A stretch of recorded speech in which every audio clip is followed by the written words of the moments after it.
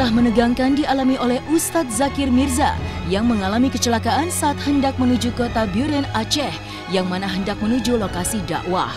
Karena untuk mengejar waktu, rombongan Zaki Mirza pun ditemani oleh patwal. Dan di tengah perjalanan menuju lokasi dakwah, tiba-tiba terdengar suara keras dari kaca sebelah kanan driver yang pecah dan percikan kaca tersebut mengenai tangan kanan Ustadz Zaki Mirza. Maka, seperti inilah detik-detik mencekam dan menegangkan yang dialami oleh Ustadz Zaki Mirza saat mengalami insiden menuju lokasi dakwah di Biren, Aceh. Bismillahirrahmanirrahim. Jadi tanggal 5 Desember 2021 kebetulan saya ada amanah untuk berdakwah di Biren, Aceh, yang waktu tempuhnya itu kalau normal ya sekitar 5-6 jam. Karena kita last minute banget nyampenya, akhirnya ya harus ngejar waktu dan pakai patwal. Ya kecepatannya sih cukup menantang lah. Akhirnya ya karena memang lagi buru-buru, nggak tahu kenapa kebetulan posisi saya lagi di depan sebelah driver, lagi nengok ke kiri lah, lihat pemandangan sebelah kiri, tiba-tiba bunyi kencang juga sih, brak gitu. Tiba-tiba kaca sebelah kanan driver tuh, kaca jendela pecah, masuk ke dalam, berantakan semua, terus sempat masuk ke sela-sela baju saya gitu. Cuman untungnya karena pakai kaos dalam, ya alhamdulillah nggak ada apa-apa. Cuman kena bagian tangan aja sebelah kiri, jadi ya banyak bekas-bekas serpihan kaca gitulah. Ya itu kejadian memang kira-kira setengah jam mau sampai di lokasi acara ya. Sudah masuk ke Biren sih. Dan treknya juga memang agak kayak di puncak gitulah, banyak tikungannya dan di bukit-bukit. Tapi alhamdulillah kebetulan saya sama orang tua saya, sama mama papa saya, semua penumpang di mobil kita selamat. Cuman ya yang sempat shock itu ya drivernya. Karena kencang banget bunyinya dan sempat kena badan dia juga.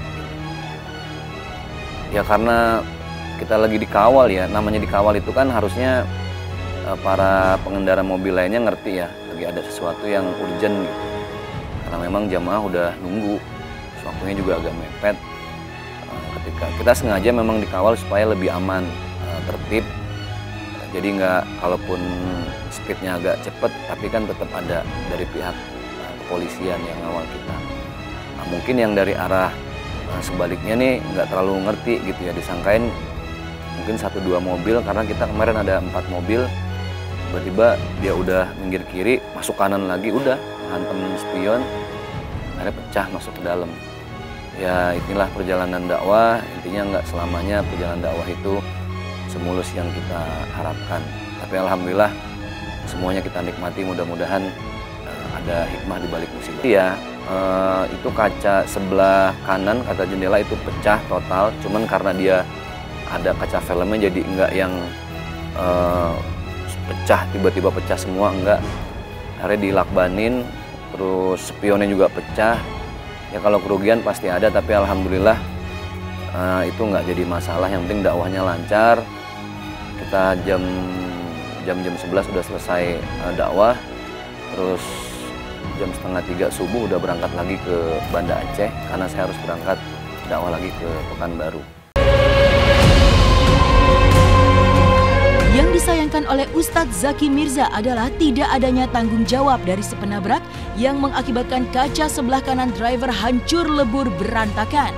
Beruntung pasca terjadi insiden kecil tidak terlalu berakibat fatal, Ustadz Zaki Mirza pun akhirnya pindah mobil ke mobil patwal guna mengejar waktu untuk menjalankan amanah berdakwah di kota Biren, Aceh. Selain itu, Ustadz Zaki Mirza pun mengambil hikmah dari kejadian yang terjadi pada dirinya saat menuju lokasi dakwah. Ya alhamdulillah, dakwah must go on, dakwah harus jalan terus selama bisa diantisipasi. Karena kita sempat nyari mobil yang nabraknya itu, kita lihat ke belakang udah nggak ada, mungkin mereka juga takut ya. Ya harusnya sih kita berharap dia putar balik lagi, terus nemuin kita, dia berlin baik-baik gitu loh, supaya ada tanggung jawabnya lah. Tapi nggak tahu kenapa tiba-tiba ngilang. Ya udahlah, polisi juga sempat nanya, gimana Pak Ustadz, kita kejar aja, udah nggak usah apalah. kita lagi mau dakwah biarin aja gitu. Kalau dia ada itikat baik pasti dimanapun kita acara pasti disamperin lah untuk sama-sama tanggung jawab. Tapi sepertinya memang nggak ada tanggung jawab, kabur gitu aja. Akhirnya saya langsung naik mobil polisi di Patwal. Karena mobil itu belum bisa jalan, harus dilakbanin dulu kaca jendelanya sebelah driver. Saya di mobil Patwal bareng sama polisi karena ngejar waktu. Alhamdulillah nggak sampai setengah jam udah tiba. Langsung kita ke lokasi acara. Di balik setiap musibah pasti ada hikmah. Di balik setiap ujian pasti ada pelajaran yang bisa kita petik. Ya namanya berdakwah keluar kota itu kan kita nggak pernah tahu ya, bisa kapanpun, dimanapun, di atas kendaraan apapun, pasti ada aja musibah. Kalau nggak kita yang nabrak ya kita ditabrak. Ya intinya tetap untuk jaga keselamatan, saya pakai safety belt, kendaraan juga tetap saya wanti-wanti ke driver supaya kalaupun dikawal ya tetap harus siap siaga kalau ada apa-apa gitu. Karena namanya dikawal kan kita nggak pernah tahu. Tapi ya al-insanu bitadbir, Allah bitakdir. Kita hanya bisa berusaha, Allah yang menentukan. Yang namanya musibah itu kita nggak pernah tahu ada di mana-mana. Tapi memang dari awal berdakwah ke luar kota, ke pelosok-pelosok, saya sudah menyadarkan diri saya sendiri bahwa resikonya juga cukup tinggi. Tapi ya itulah bagian dari dakwah, dan saya ngebayangin dakwahnya Rasulullah, dakwahnya para Sunan Wali Songo, ya kita belum seberapa. Intinya memang inilah perjalanan dakwah yang penuh dengan lika-liku. Hikmahnya dakwah must go on. Apapun yang terjadi, dakwah harus terus disampaikan. Balighu anni walau ayah. Karena pasti masyarakat juga senang, bahagia ketika melihat ada para pendakwah, nggak cuma saya yang datang jauh-jauh dari Jakarta, menemui mereka langsung di pelosok-pelosok. Itu sebuah kebahagiaan yang nggak bisa diukur dengan materi sebanyak apapun. Kisah yang hampir sama juga pernah menimpa Kalina Oktarani yang mengalami kecelakaan pada tanggal 26 November 2021 yang lalu, di mana mobil yang ditumpanginya ditabrak oleh sebuah mobil box yang melintas di kawasan Petojo, Jakarta Pusat. Hingga pada akhirnya, mobil milik Kalina yang berwarna hitam terlihat penyok, hingga Kalina pun merasa syok karena dalam seumur hidupnya baru kali ini mengalami kecelakaan mobil. Terus sudah gitu pas di perempatan saya tuh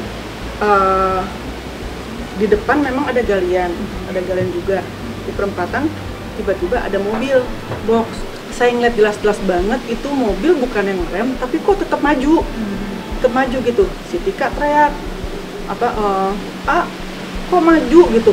Lah gimana ya, kita udah duluan gitu kan, udah teriak gitu, terus itu omen klakson maksudnya apa, biar dia berhenti gitu, isyarat gitu. Isyarat supaya dia berhenti. Nah kalau misalkan depan tuh nggak ada galian atau nggak rame ada orang, itu pasti kita bisa jalan, kita agak ngebut sedikit lah gitu. Tapi ini gimana mau jalan, orang depan ada orang, galian juga, malah ada kita juga masuk ke galian itu kan.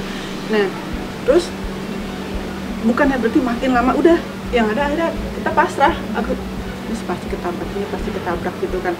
Ya udah, maju nggak bisa, mundur juga nggak bisa. Kalaupun maju sedikit pasti yang belakang kena, mundur yang depan pasti kena gitu. Karena dia sama sekali nggak nginjek rem, ada ketabrak. Dan jujur aku tuh yang ngeliatin kayak ngeliatin apa gitu, kayak shock banget yang ya Allah ini pasti ketabrak, ya Allah ketabrak. Udah pasrah, ngomongin berdua gitu. Ya udah saya langsung samperin gitu kan. Salah satunya tuh saya dengar kalau si sopir boxnya itu, mobil boxnya tuh kayak menyalahkan Omen karena dia bilang katanya sopir boxnya itu udah maju duluan mobilnya, tapi kita yang nggak tahu gimana pokoknya, jadi dia mau nggak mau jadi nabrak kita gitu loh. Logikanya dengan keadaan seperti ini tengah-tengah, pas saya bawa ke kantor polisi, polisinya juga tahu bahwa kita sudah masuk, harusnya dia yang ngerem gitu. Akhirnya saya bilang ya udah kita bawa ke kantor polisi terdekat aja gitu buat diselesaikan masalah, karena saya kok tidak salah sampai manapun saya berani, bukan karena saya membela Omen sopir saya, tapi karena memang kita tidak bersalah posisinya dan saya tuh saksinya gitu loh. Ini kalau misalkan mereka kita tidak kasih pelajaran, kedepannya bagaimana gitu. Kedepannya mereka akan lebih petantang-petantang lagi dan ugal-ugalan gitu.